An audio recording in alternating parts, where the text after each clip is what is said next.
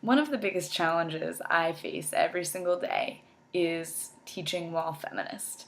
So, one would think that your values and beliefs should be put to the side, should not be a really pertinent, relevant part of your career as a teacher. But I find myself feeling very compelled to address these issues on a daily basis in my middle school classroom. It started out simple. I was a science teacher when I first began last year, and I was really focused on encouraging my young girls to pursue passions in science, to not think math was scary. And it wasn't just my young girl students who I would encourage, it was everyone. Especially since I teach in a school that is predominantly Latino, and just generally a population of students who aren't statistically likely to grow up and pursue STEM careers, despite the fact that they are the most fast growing careers in our nation today. Um, but as time went on, it became more and more apparent that teaching while feminist meant more than ensuring that my girls received STEM instruction that was relevant and accessible to them. I really realized what it meant for me to teach while feminist when I asked a very simple do now question. You know, kids come in, there's a question on the board, they write for the first 5 minutes. In my sixth grade science class last year, it was 2 weeks into our unit on elements and compounds, and we had been talking about what the human body was comprised of, all the carbon, all the iron, the different elements, the different compounds that we are made of. So the question on the board when they walked in was, what do you think you're made of? And there was a picture of a periodic table right next to it. And my students started writing furiously. And as I'm going around the room, peeking over kids' shoulders, I noticed everyone neglected the elements that were in their body that I'm totally confident they knew about. I saw a lot of, I'm made of too much skin or big bones. And the one that broke my heart the most, one little girl who was very quiet and very sweet, and just lacked a lot of confidence in class, even though she really knew the content. She never wanted to answer any question out loud. She had one word written, despite the fact that all of our do now assignments were to be completed in multiple complete sentences. And that word was fat. All uppercase letters with a period at the end. And that was the moment that I realized that the content that I addressed in my classroom had to be so much more than just science, while pushing an agenda that all of us, despite our race, gender, what have you, could grow up to be scientists. And as I inquired into middle schoolers and body image, I discovered such shocking things about just the way kids feel about themselves. Statistics about how 8% of middle and high school age boys will turn to steroid usage to grow muscles so that they'll reach this like ridiculous standard of like what it means to be attractive while male.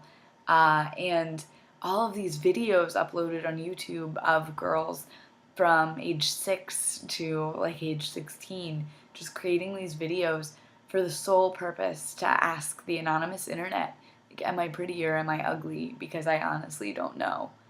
And then this just caused this whole big explosion in my mind. Like, how can I, as an educator, as a content teacher who's pushing a rigorous curriculum with goals in mind for where the direction of my class, how can I make sure that I take the time to ensure that all of my students recognize their potential and recognize their beauty and recognize their value? These are the issues that teachers face today.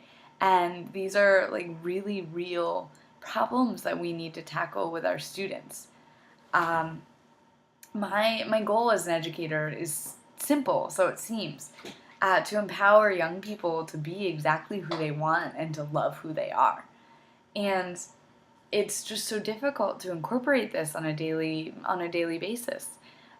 Even though now I've switched into an elective position, I teach Avid, where I have so much more freedom with the topics I choose for us to write on, the topics I choose for us to read texts on, to have Socratic seminars based on.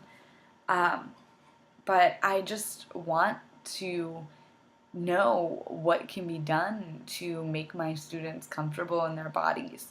I look at my sixth graders and I see these wonderful, smart, hilarious people, but I also recognize the fact that that was the age I was when I first thought, that I was fat. And they leave, and my seventh graders come in, and I look at them, and I remember that that was the first time I ever put myself on a diet. And then I think about my eighth graders from last year who are current freshmen, and I think about how they're at the age where my eating disorder first became a really big issue in my life. Um, and these are conversations I want to have with my students, but it's just such a scary, challenging topic to approach. You know, how do you go up in front of a room full of kids and have these conversations? And how can you encourage your students to think they're beautiful no matter what when you yourself have such intense battles with the same topic? Um, so, this is really just my self reflective guide how teaching while feminist can transform my classroom, and how my ideas of what I'm doing and what's relevant and meaningful to me and my students in order for us to grow has changed over time. So, the shift from simply making sure that students know that girls are just as smart as boys to my most recent obsession and need to ensure that students are comfortable and confident and can learn how to be happy in their own skin while in school, while facing so many other challenges. Um, this is my goal for this year. This is my big goal. And I have begun mapping it out. I don't know what resources to use because there's such a difficult balance.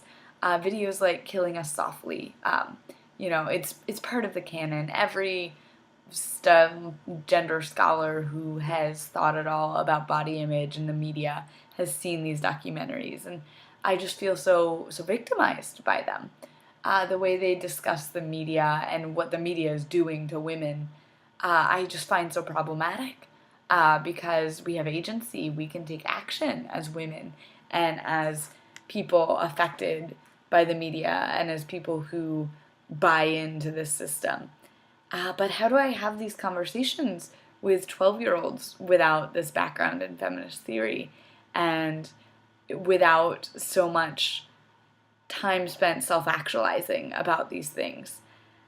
So that's my goal, and that's my charge for the rest of the school year. We're coming upon winter break, but I have a whole semester left, and who knows how much time after, to encourage my students to start feeling comfortable in their bodies. And that's what I want to accomplish with my year.